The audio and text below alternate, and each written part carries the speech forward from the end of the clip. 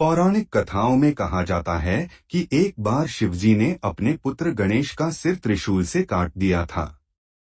मगर क्या आप जानते हैं कि ऐसा करने की स्थिति क्यों बनी थी?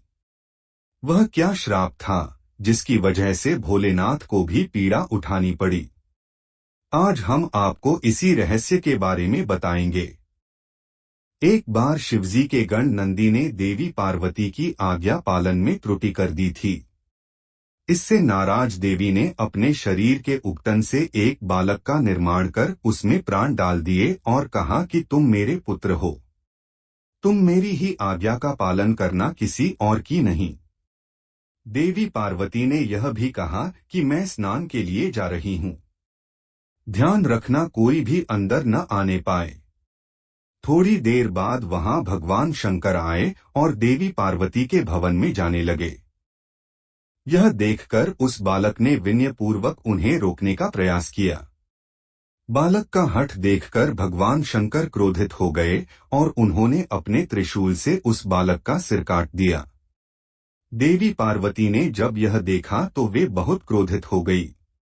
उनकी क्रोध की अग्नि से सृष्टि में हाहाकार मच गया।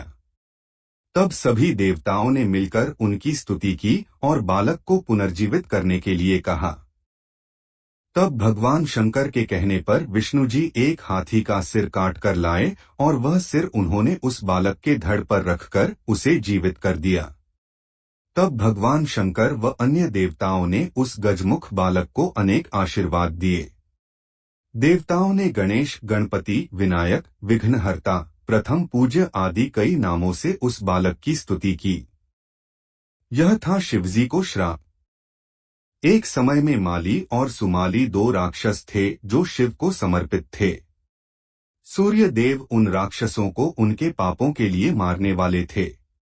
राक्षसों ने शिव से प्रार्थना की और शिव ने उनकी रक्षा के लिए हस्तक्षेप किया। उन्होंने सूर्य को अपने त्रिशूल से मार दिया और इससे सारी दुनिया अंधेरे में डूब गई। त्रिशूल की चोट से सूर्य की चेतना नष्ट हो गई और वह तुरंत रथ से नीचे गिर पड़े। जब कश्यप जी ने देखा कि उनका पुत्र मरणासन्न अवस्था में है तो वे उसे छाती से लगाकर फूट फूट कर विलाप करने लगे। सारे देवताओं में हाहाकार मच गया। सभी भयभीत होकर रोने लगे।